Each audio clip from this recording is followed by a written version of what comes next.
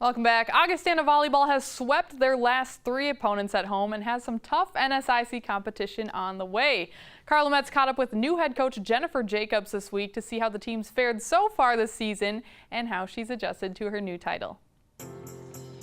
Augustana volleyball is a part of the NSIC conference, and if you're late to the party, NSIC volleyball is one of the toughest conferences in the nation. Right now, the Vikings are 7 conference games into their schedule and have a record of 3-4. But the record isn't the best representation of where they're at in the season. We lost a lot of 5-setters at the beginning of the season, so when you get into a 5th set, those can usually go either way, and we were just putting ourselves in situations we didn't need to be in, and that's kind of where a lot of our losses came from. But now that we've started to figure out how to start games off a little stronger, the season's been going a little better. So every single game you go into every weekend is going to be tough, no matter who you're playing, if you're playing at the top of your conference or the bottom of your conference. I think right now we have like 7 of our conference teams in the top 25 in the nation. So that just goes to show how tough it is every single weekend and every single game that you play. Augustana only lost a few seniors on the team last year, so the team's loaded with leadership. But one important change that's been made, it's who's at the helm of the program. Coach Jennifer Jacobs was given the job back in February, and for good reason. She knows a thing or two about the NSIC conference and was a stellar player herself at Minnesota State and Mankato. It's been absolutely amazing. When I was thinking about taking this job, I asked a lot of mentors on what they thought about Augustana, and everybody told me it was an amazing place to be.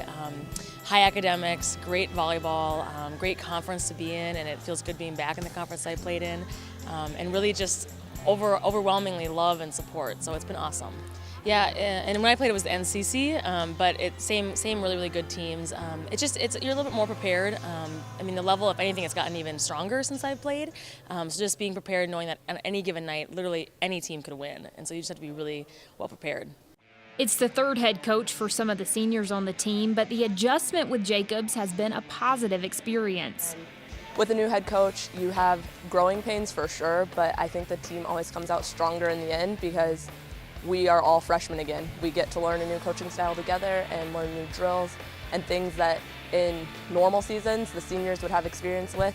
No one has experience, no one has a foot up. We're all doing it together, so I think it makes the team stronger. Jen played at Mankato, so she's comfortable with our conference, and she also was an amazing player at Mankato. She was an All-American, so she has a lot of volleyball knowledge, and that really helps us in the gym. In all 5 of the losses that the Vikings have had this season, they've lost the first set. So the team's currently working on getting off to a quicker start. The matches that we have lost in conference matches are against top-ranked teams. They're 5-set matches that we could go really either any way once we get into that 5th set. So I'm proud of what we're doing. We're making adjustments every day and working hard in the gym and just continuing to grind. Defense is one thing for sure. We're really struggling, or not struggling, but really trying to make sure that we're keeping balls alive on the floor or off of the floor.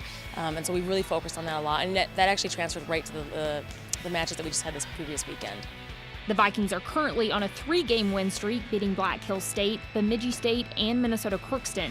They've got the hype of homecoming lingering in the air for next week, but they've got some long road trips to North Dakota this weekend before they're back home at the Elman. Well, like I said, on any given night, anybody can win in the NSIC, and so we have a long travel trip this weekend. We're at Minot and Mary, so that's just getting off the bus after an 8-hour bus ride is kind of long, and trying to get up and be ready to compete right away. So, but the girls are ready to go. I'm proud of them, excited for them. And it'll be exciting to be back here at homecoming just in 2 weeks. So playing Northern State, also ranked. It'll be fun to have them on our home turf during homecoming weekend.